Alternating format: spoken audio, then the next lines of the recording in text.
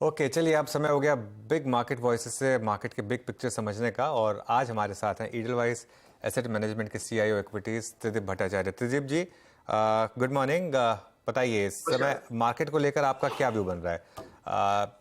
जो ये डाइकॉटमी रही है लार्ज कैप और मिड कैप्स में, ये कब तक चलेगी?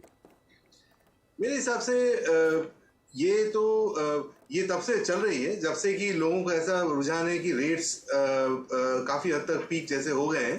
तो प्रो रिस्क सेंटिमेंट के चलते मिड और स्मॉल कैप्स में एक रैली आई। जो वैल्यूएशन डाइकोटमी थी between large mid and small, वो मेरे हिसाब से काफी हद तक करेक्ट हो चुका है। सो यहाँ से आई थिंक जो मिड एंड स्मॉल कैप में या फिर जो मूवमेंट्स होगा वो ज्यादा अर्निंग्स ड्रिवन होगा मेरे हिसाब से, पहली बात। दूसरी बात ये कि ओवरऑल मेरे को लगता है मार्केट सेंटिमेंट वाइज मार्केट अभी थोड़ा सा फेयर वैल्यू जोन में है, जहां पे overall we have to find pockets जहां पे वैल्यूएशंस और अर्निंग्स ग्रोथ का आंकड़ा जो है वो सही बैठ रहा है। उस हिसाब से पैसे बनने के आसार यहाँ से आगे की तरफ रुक करें तो ज्यादा होगा as opposed to pure market levels, ऐसा मेरा मानना है। तो दीप जी, एक और चीज़ है, इस बार आप देखें तो जिस प्रकार के कंस्ट्रक्शन ऑर्डर्स, जिस प्रकार के इक्विपमेंट सप्लाई ऑर्डर्स, जिस प्रकार के कैपिटल गुड्स कंपनियों को ऑर्डर मिल रहे हैं, for just for instance of NTPC को देख लीजिए आप, सॉरी ये बीएचईएल को देख लीजिए आप ऑर्डर विन की खबरें जो हैं आरवीएनएल के लिए,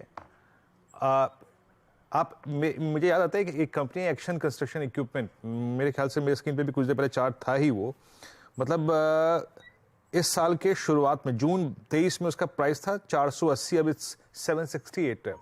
मिड कैप में इन कंपनियों की बहुत स्ट्रांग प्रेजेंस है, कंस्ट्रक्शन, इंफ्रा, इक्विपमेंट सप्लाई, इन कंपनियों पे इनका आपका व्यू क्या है इस वक्त? मेरा मानना ये है कि ये क्वेश्चन को थोड़ा ब्रॉड बेस्ड तरीके से अगर आप देखें ना, तो ऐसे मार्केट में जहां पे कि मार्केट थोड़ा फेयर वैल्यू लग रहा है, जो हम लोगों को फोकस करने की जरूरत है वो है कि पॉकेट्स ऑफ अर्निंग्स रेजिलियंस, जिसको हम कहें, मतलब ऐसी जगह जहां पे अर्निंग्स के जो पथ है वो काफी स्ट्रांग रहे।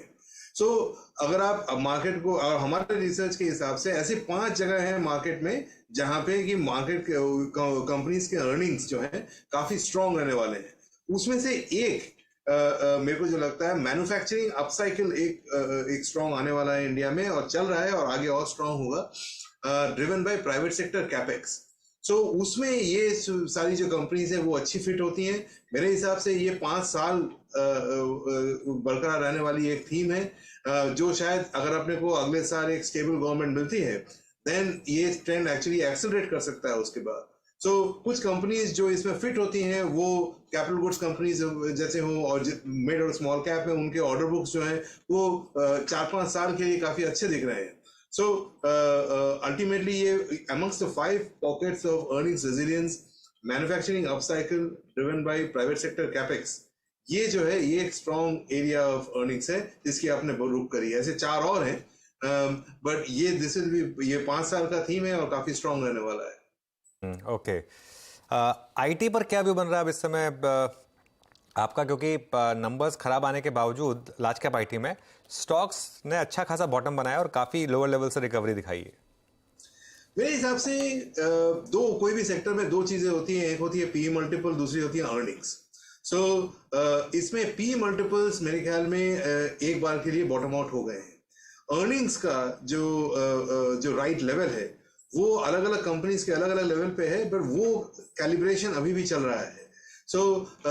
अगर आप पिछले क्वार्टर रिजल्ट्स के बाद अर्निंग्स कट देखें, earnings cut has been to the tune of 3 to 4%। तो ऐसा नहीं है कि 8-10% अर्निंग्स कट गया है। मेरे ख्याल में ये एक और क्वार्टर का शायद पेन थोड़ा बहुत रहता है, बट ये final phase of earnings consolidation है। इसके बाद अगर आप 12, 18, 24 महीने का व्यू लें, थिंग्स यहाँ से चीजें थोड़ी शायद बेहतर हों।